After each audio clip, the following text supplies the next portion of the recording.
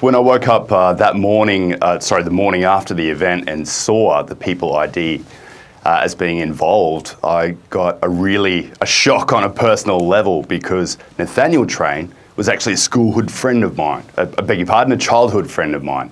I went to school with him, and to see him described, as an unhinged killer was. I could not square that with the person that I knew. And the more details that came out around this case, the more surreal it became for me. And I really, after a year or so, I really decided that I had to go down this road of trying to see how my friend became a cop killer. So Josh, what was Nathaniel's relationship with Gareth and Stacey? How did they end up together in this deadly trio?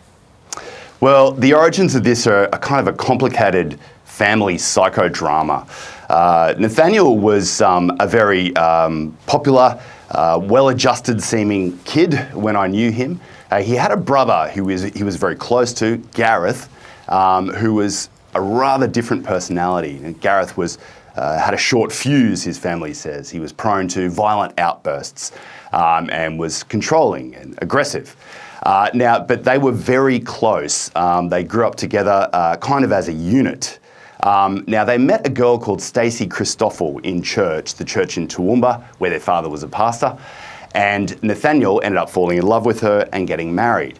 Now, there was an event which really sealed this trio's fateful bond years ago. In 1999, they came out and accused Nathaniel and Gareth's parents of sexually abusing the boys as kids. Now, these allegations have never been substantiated, and the rest of the family dismissed them. The parents were horrified. But that was the event that led to this permanent family rift, and Stacey, Nathaniel and Gareth cut all family ties after this and became completely estranged from their close relatives. And so that bond then became stranger when Stacey left Nathaniel and married Gareth. And despite this change of relationship, the three of them remained close and lived together for some years. And on Nathaniel, how well did you know him, Josh? And were there any clues when you knew him about what he would then go on to do? Well, no. This guy was no deranged loner.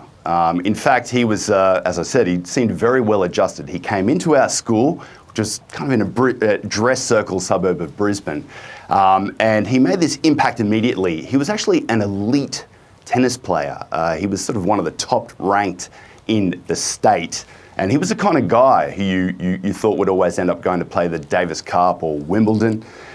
He was also very thoughtful and considerate with other kids. He wasn't an arrogant guy. He was sort of quite an impressive guy. There was one thing which came out occasionally, which was that he had this really conservative Christian upbringing. He wouldn't wear that on his sleeve. You'd only see that once in a while. But certainly, the guy that I knew was no monster, but ultimately was right at the centre of these monstrous acts in 2022. It remains to me a great mystery and something that I look to explore in the second episode of my background briefing investigation. So why do you think Nathaniel, your friend, stuck by the brother and the ex-wife then? That's one of the mysteries. There's a pragmatic reason. He and Stacey had 2 kids. So it's been suggested by the family that he simply wanted to maintain that relationship in fear that maybe if he'd cut off the duo, his brother and ex-wife, that he wouldn't get to do that. But there was something deeper there. It had to do with probably brotherly loyalty. It was a bond that was really unhealthy for Nathaniel, but he kept going back to his brother. Even after he sort of struck out and became a sort of successful high school principal in his own right, had his own partner, he kept coming back to Gareth. And that's one of the tragic things about this story, because it's in that bond, that kind of magnetic pull of a destructive person very close to you, that these things cascade, and then we find this catastrophe in Wieambilla unfolding. Josh, at the end of the day, the real tragedy is that 2 officers and the neighbour were murdered in this event. Just take us back to what happened and the tragedy involving that. So one day, police were coming for what they thought was a routine check on somebody who'd been reported missing, and that was Nathaniel. It was by his partner.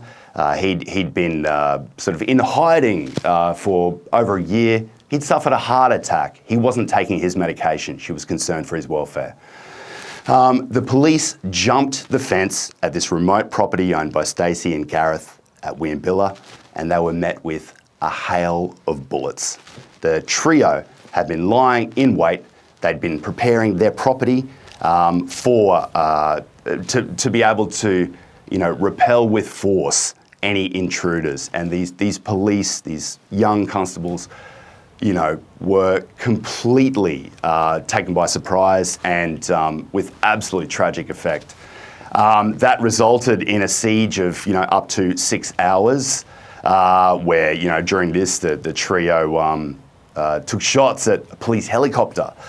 They were all shooting, the family has been told. They were all taking up arms against police.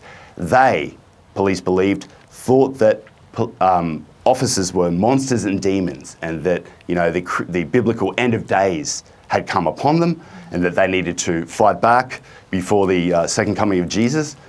And around about 6 hours after they murdered these officers and a neighbour, Alan Dare, who had come to see what was happening, an innocent bystander, about 6 hours later, they were taken out by police, the 3 of them.